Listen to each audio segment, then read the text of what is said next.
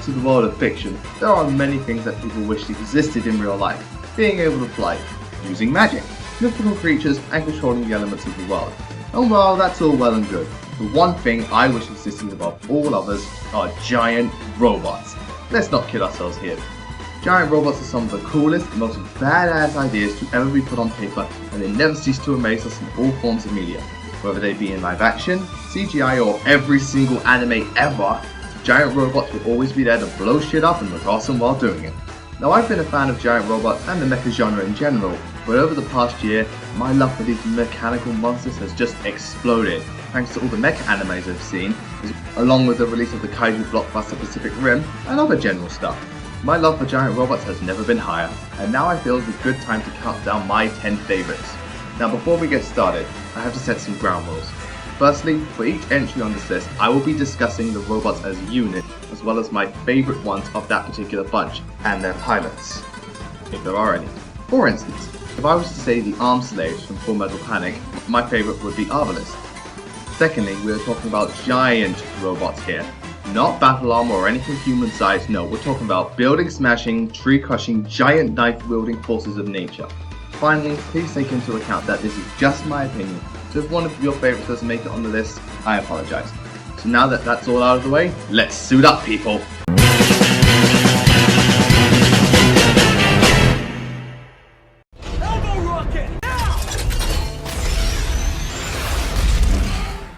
What do you get when you combine Mewtwo with a Gundam and then throw in pilots who slowly go crazy over time into the mix? No, not that! Ladies and gentlemen, to start off this list we have the Orbital Frames from Zone of the Enders.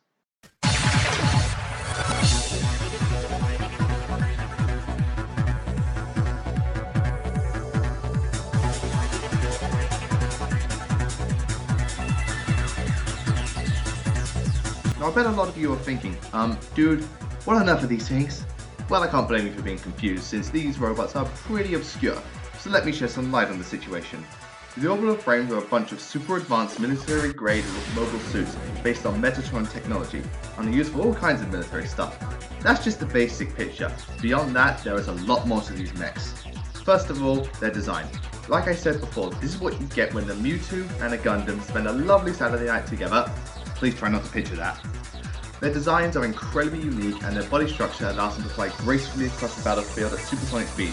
But don't be deceived, people. These suits are forces to be reckoned with, as the potential to destroy an entire army with a single unit. No joke. Another thing that grants them a place on this list is the AI and its relationship with the pilots. Unlike most vehicles, the Orbital Frames can only be used by one person, and once it has bonded with them, it is almost as if they have become one and the same. I guess they were just tapping into the inner Spider-Man with this one. The AI of the Orbital Frame and pilots work as one to be as effective as possible. To put it in simple terms, you think it, the AI does it. Because of this, the pilots have to be mentally stable and well trained in order to pilot such powerful machinery. And because of this, my favorite Orbital Frame has to be Jehoty and its pilot Leon Steinbuck. Jehoty is an absolutely beautiful piece of machinery. I mean, just look at this thing! It looks like some sort of robotic angel of death. It's an angel! It's an angel! It's an angel! It's an angel! It's an angel! It's an angel! It's an angel! It's an angel! It's a gun! Damn it, not that type of angel of death. Anyway, back to the point. Being one of the first Orbital Frames, Jehoty stands as a poster boy for the series and the Orbital Frame that all Orbital Frames strive to be. And the same goes for the pilot. While Leo wasn't the only person to pilot Jehoty, he was and will always be the original pilot, and although he wasn't on board with the idea at first, he soon overcame his fears and formed a special bond with Jehoty, and with that he became an almost unstoppable force of nature, the key to winning this war as they put it. While the Orbital Frames may not be the most popular giant robots, they are by far some of the most unique and creative robots ever, and I hope more people start to appreciate these beautiful angels of death as I have. It's an angel! It's an angel! Angel, it's an It's an angel! It's an It's angel! a Gundam! Oh my god, it's Godzilla! Elbow rocket! Now! Well, now that we've got the obscure candidate out of the way, how about we move on to something everyone knows about?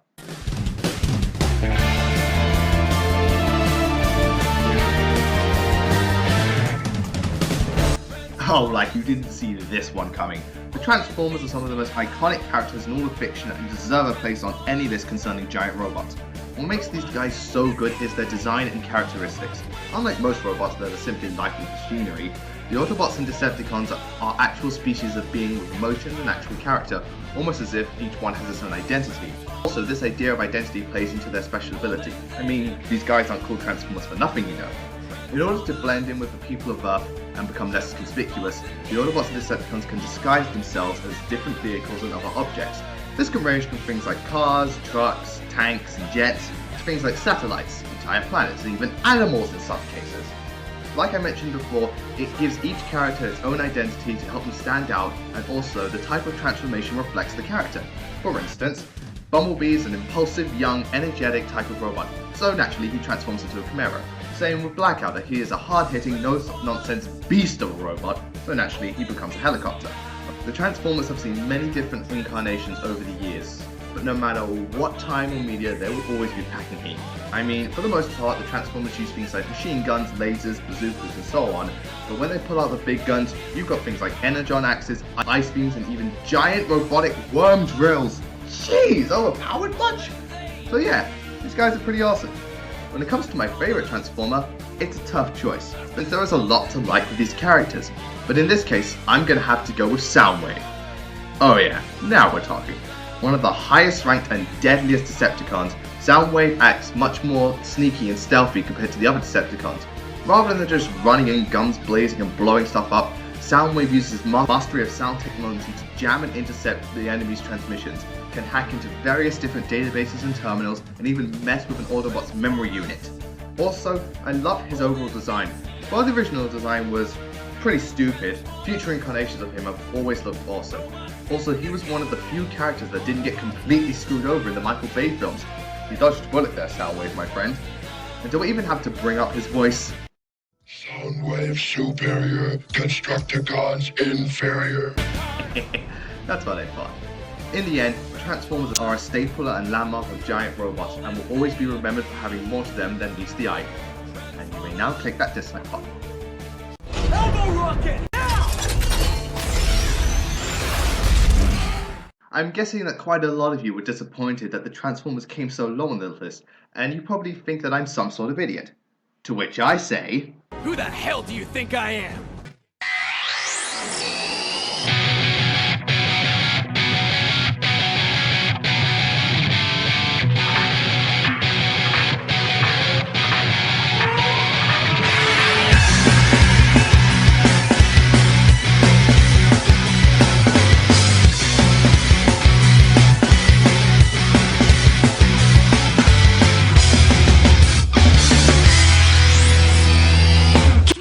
oh yeah, now we're really getting started. One thing that the Mecha genre has always had going for it is its scale. And in this case, Gurren Lagann and the Gunmen break through the clouds and pierce the heavens with their sheer size and awesomeness. The Gunmen certainly look interesting. I mean, these guys are really diverse in terms of design, mostly resembling animals for the most part, and have completely different body structures based on their fighting styles and their pilots. All the pilots of the Gunmen are testosterone-fueled, ass-kicking, manliest men in all of anime. Well, most of them anyway. And they always work together to defeat any foe that dare cross their path. And of course there's Gurren Lagann itself. Just look at this thing. Gurren Lagann is one of the coolest robots ever created. I mean, this thing is a fusion of two otherwise average gunmen, and together they create one of the most badass super fighting robots in all of fiction. This particular gunman is a skilled fighter, can create an unlimited amount of drills, as well as the ultimate Giga Drill.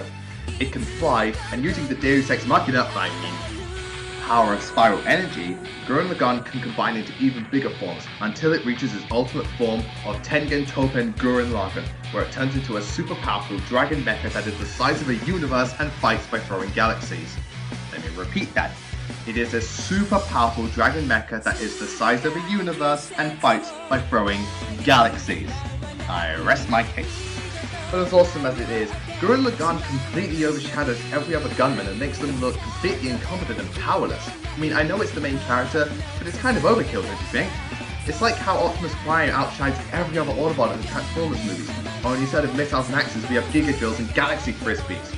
Also, as diverse as the gunmen are, some of the designs do look, well, stupid, and others are just a complete joke. But hey, you can't win them all. When all is said and done, the Gunmen are some of the most awesome robots to ever grace the mecha genre, and with Gurren Lagann on their side, the Gunmen will break down the barriers of epicness, and their drill will be the drill that pierces the heavens, because you shouldn't believe in yourself, you should believe in the people that believe in you. Elbow rocket, now! What's better than one giant robot? How about 5 giant robots combining together in order to create a super giant robot?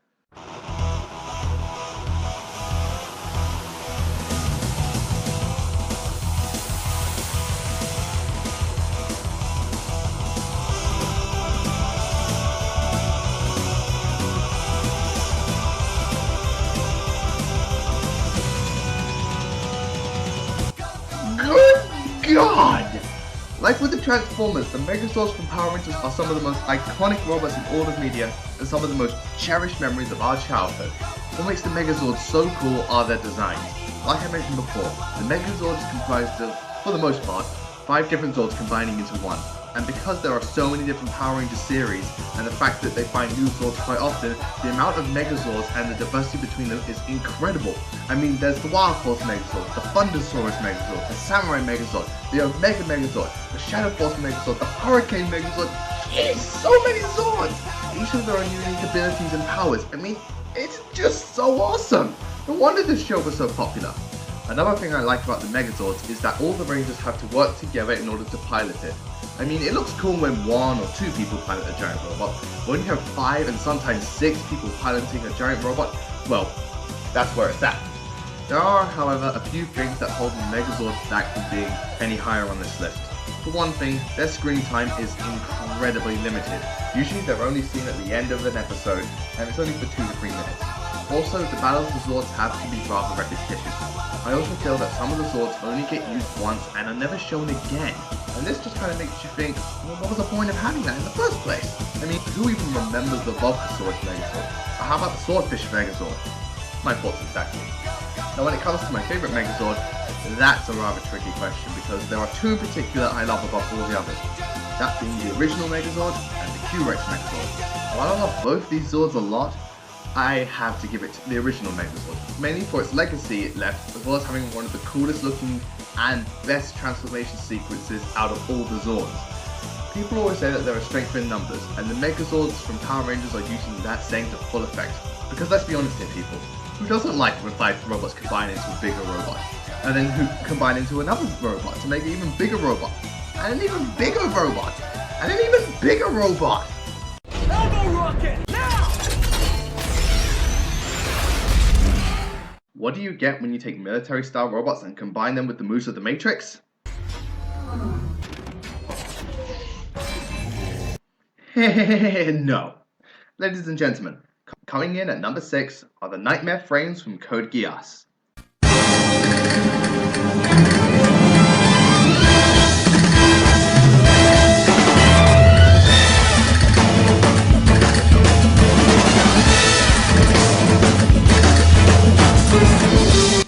What better way to talk about giant robots with the anime that got me into the mecha genre in the first place? Code Geass and the military-grade Nightmare Frames. The Nightmare Frames are some of the slickest and well-designed mechs in all of anime, coming off as being very streamlined and eloquent, as well as having a lot of abilities and weaponry such as slash harkins and hand-thrown cannons. The Nightmare Frames also have very interesting and varied pilots, whose personalities are reflected in the mech they use. For instance, Zaku is a well-mannered, heroic knight for justice who always looking ways for non-violent solutions, which is why he uses Lance a lot. The same goes for Karlin, who is a tough, fiery, aggressive fighter and thus uses the Gorilla Mark II. Also, Lelouch is a cold, calculating, intelligent and cunning strategist and thus uses Gawain, and so on. I also like how the Nightmares do seem like genuine pieces of military equipment, as they are used throughout the whole Britannian Empire, as well as the resistance factions, having land spinners in order to make them move across the battlefield with ease, as well as being used very strategically in battles and being deployed at various points throughout the entire series. When it comes to my favourite Nightmare frame, I have to give it to the Gurren Mark II. Mainly for the fact that it has one of the slickest designs out of all the Nightmares, it's one of the strongest, and it has the laser arm. Laser arm? Laser arm!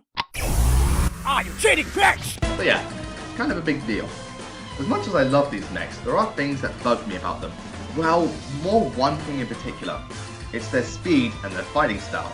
I mentioned earlier that Nightmare frames are what you get when you combine military robots with the Matrix, and while that does seem cool, the end result, it's not to my personal taste. But don't get me wrong, I love mech battles, especially ones where the robots are rather agile and can perform impressive feats, like in Gundam or Full Metal Panic, and Code Geass actually has some very impressive fight scenes.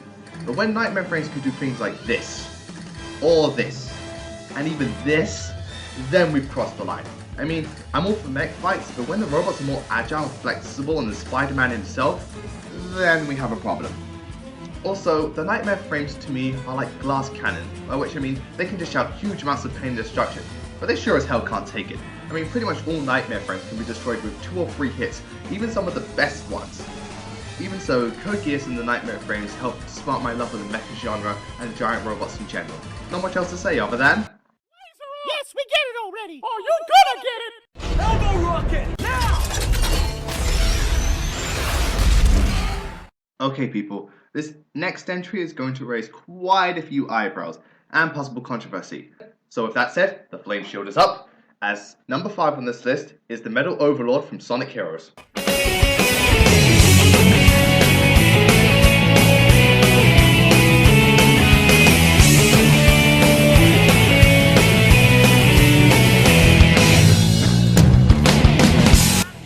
Oh boy, now I've crossed a thin white line.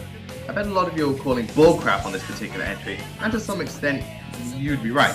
But please, before you click that dislike button, just let me explain why I put the Metal Overlord on this list.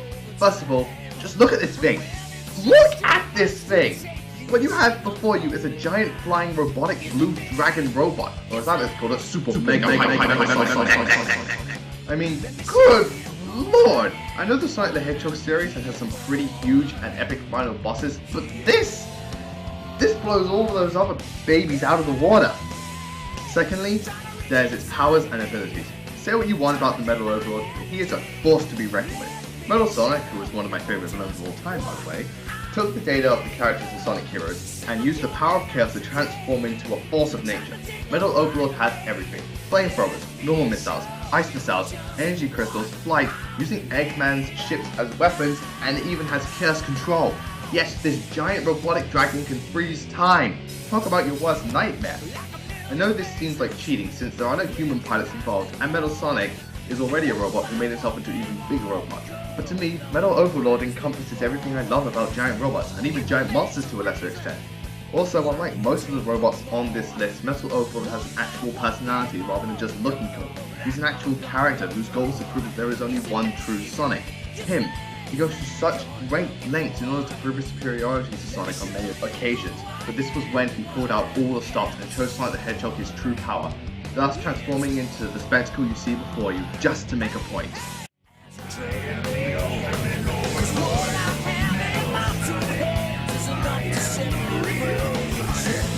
I couldn't have put it any better myself. Elbow rocket, now! In the case of the mecha genre and giant robots in general, the pilots are usually well-trained, mentally stable, disciplined individuals who can follow military tactics and remain in control for just about any situation. Apparently that wasn't the case for the next entries on this list, as these pilots are anything but competent. Ladies and gentlemen, at number 4 we have the mechs from one of the most groundbreaking, influential, and downright pretentious animes ever created, the Evangelions from Neon Genesis Evangelion.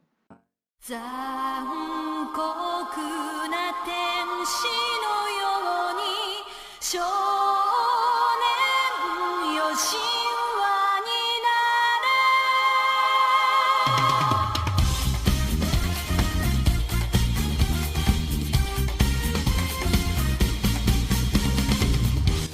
れ Yes, being a fan of mecha animes, I have watched Evangelion, and because of that I had to put the Evas on here.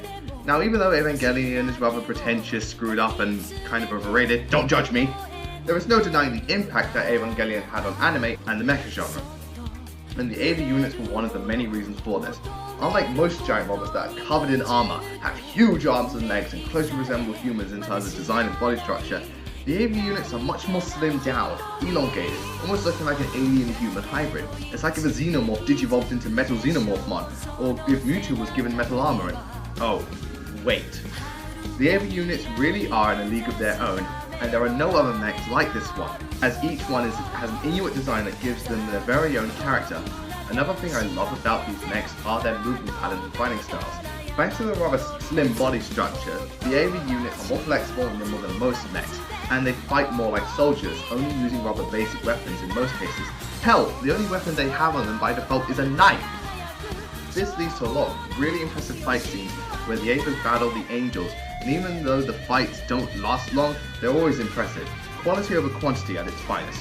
Sadly, these mechs are not perfect, and as you would have guessed, it's to do with their pilots. Now stop!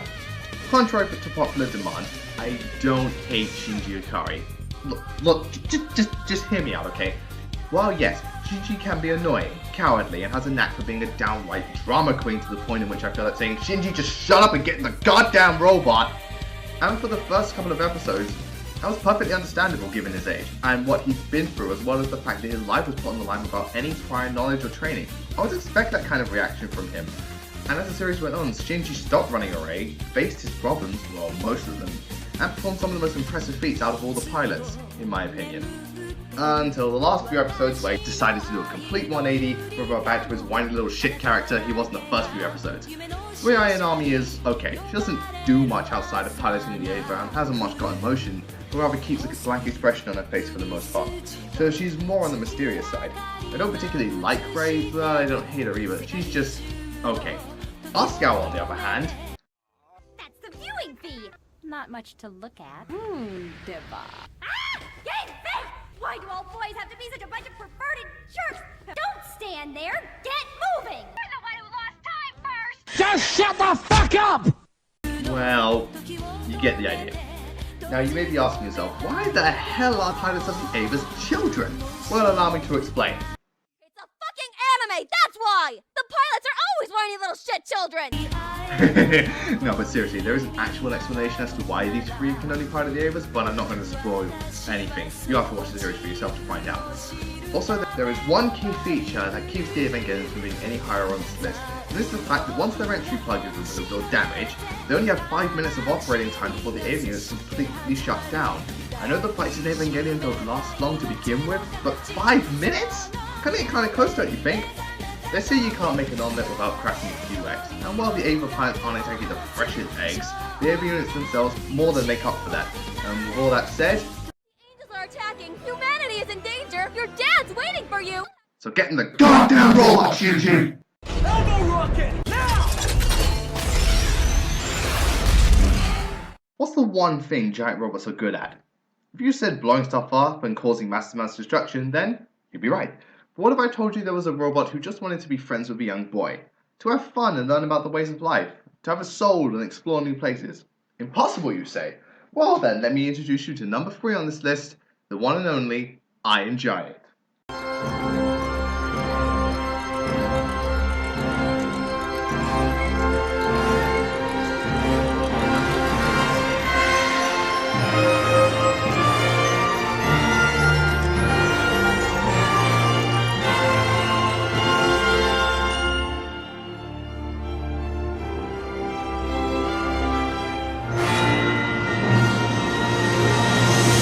They say it's impossible for a machine to understand humanity, or to have any sort of feelings, that they're simply cold, calculating pieces of metal. Well, this guy, and the Terminator, say OBJECTION! As the Iron Giant is one of the most lovable, huggable, and occasionally badass robots ever. As you probably can guess by now, the thing that puts him so high on this list is, of course, his personality. Right from his appearance, you can tell that this robot is not one for causing mayhem. Nope, this guy is a gentle giant. No pun intended. The Iron Giant spends most of his time hanging out with his friend Hogarth, as they partake in various different activities one would do if they had a giant robot for a best friend, such as spinning cars around at ridiculous speeds, dive bombing into lakes, eating huge amounts of metal, and trying to fix a train track only to have the train ram you at full speed. The point is that what works so well about the Giant is that he feels human, like a lost child, and we can sympathize with him.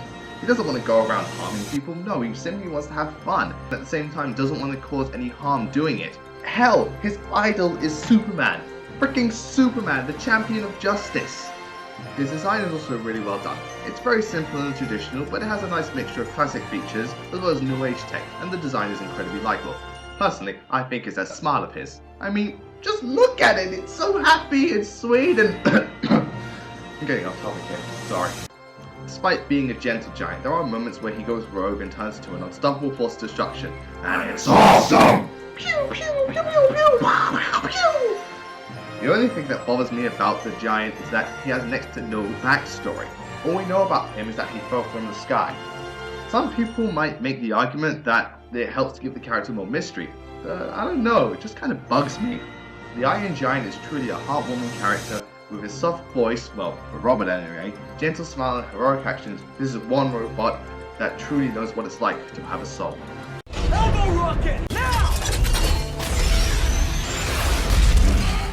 Have you ever heard of the phrase, we have to fight fire with fire? Well, if that's the case, when giant monsters one day attack humanity, the only way to fight monsters...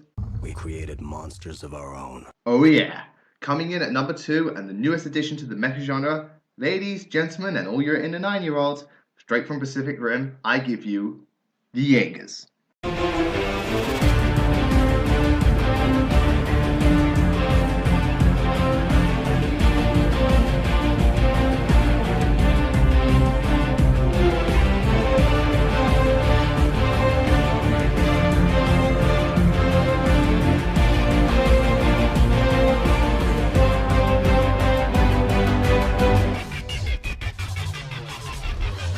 Wow. I mean just wow. Out of all the robots featured on this countdown, none of them have escalated through my favorites like the Jaegers. I mean, holy crap, are these guys awesome. Not only do these robots stand at a whopping 250 feet tall and fight giant monsters of the same size, but they're also incredibly diverse in terms of design and fighting style, and are so powerful they require a minimum of 2 pilots to operate these beasts. I mean, good lord! Speaking of diversity, that's my only problem with the Jaegers, the number of them. Okay, now the film does explain that at one point there are at least 30 Jaegers, but throughout most of the film we only see 4, well technically 5, but the point is the number of Jaegers are incredibly small to other mecha series. However, Pacific Rim makes up for this by having each Jaeger look incredibly cool and having not one of them look alike. Crimson Typhoon, Striker Eureka, Gypsy Danger and Chino Alpha would all be candidates for this list if I did individual selection, and I don't dislike any of them. Also, is it just me, or does each Jaeger reflect a particular type of time period or style within the mecha genre? I mean, think about it. Gypsy Danger is more traditional looking and heavily resembles the robots like the Megazord and the Iron Giant. Chino Alpha is along the lines of classic science fiction like War of the Worlds or Doctor Who. Striker Eureka is heavily inspired by modern mechas and anime in general. I mean, the guy pretty much looks like a Gundam. And as for Crimson Typhoon, I mean, just look at it! It's pretty much AV Unit 0 with a third arm. In terms of which is my favourite, well, that's easy. Striker Eureka all the way. Now why Striker in particular? Well, let's go through the list. 1. His design is based heavily on and inspired by anime, most notably Gundam. 2. The pilots of Striker Eureka are some of the best rangers to ever pilot a Jaeger, and the relationship between them is really interesting and tragic. 3. Striker Eureka is the only Mark V Jaeger and has the highest kaiju kill count as well as overall stats. 4. It has chest missiles. 5. It killed a kaiju in 20 seconds. 6. It has chest missiles. And 7. I'm convinced that if Leatherback didn't use the EMP to disable Striker, it would have killed both him and Otoshi with little to no problem. Have I made my point clear? On the subject of pilots, that's where I feel the Jaegers have their strongest point, as each require at least 2 people to pilot a single Jaeger, and the relationship between the pilots is what makes the Jaegers such powerful robots, because in order to pilot the Jaegers, both pilots must be drift compatible with each other, in order to have an effective neural link with the Jaeger, and the stronger the bond, the better they fight.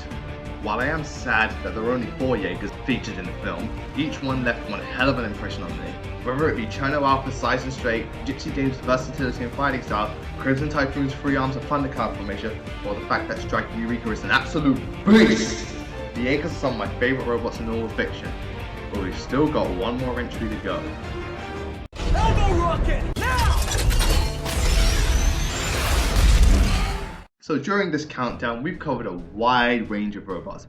We've seen robots that are used for military purposes, as well as ones that make the ultimate military equipment. Robots that transform into vehicles. Robots that become universal size. Smaller robots joining to become bigger robots. Alien-style robots. Dragon robots. Friendly robots. And robots that punch giant monsters in the face.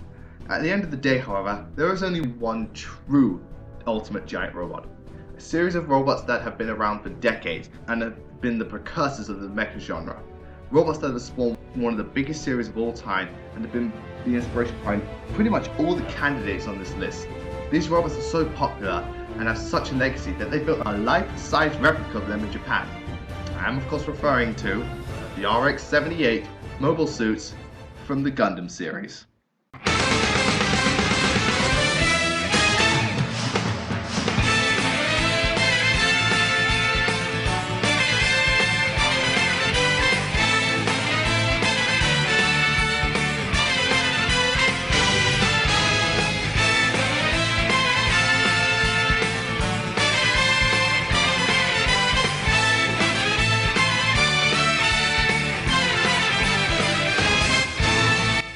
Amazing.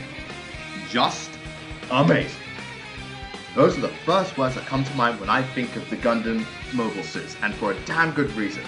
These robots contain everything we love about the mecha genre and giant robots in general. Awesome designs? Check. Iconic and memorable characters? Check. Badass fighters? Double check. Unstoppable tools of destruction? Check.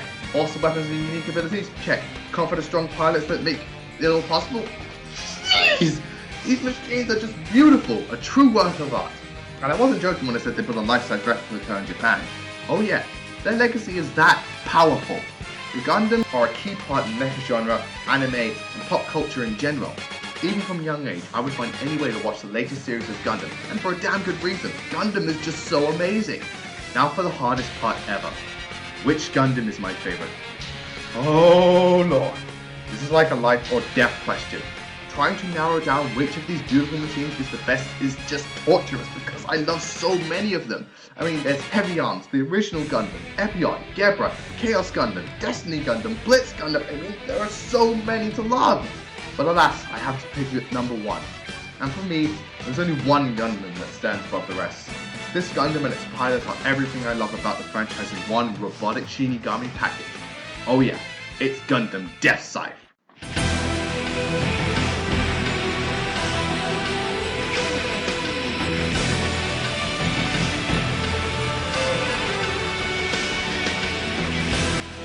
This Gundam. This is a black Gundam that can block radar signals, has a wing shield, and a freaking energy scythe as a main weapon. Let that sink in for a moment. But it's not just the Gundam itself that makes it my favorite. It's also the pilot, Duo Maxwell, by far my favorite character in Gundam Wing. Duo is a cocky, egotistical show-off pilot for the most part. But when things get serious, he quickly becomes a strong heroic fighter, who always puts others before himself, and is always there for his friends and comrades. He makes the enemy crumble at his knees, and run in terror as he proclaims himself to be a god of death. So there you have it. This may have been a more predictable end to the list, but I stand by the statement. The Gundams are the greatest robots in all of history, and Gundam Death Scythe is the greatest Gundam of all time. I've been CRASHX500, thanks for watching this video, good night, and take care.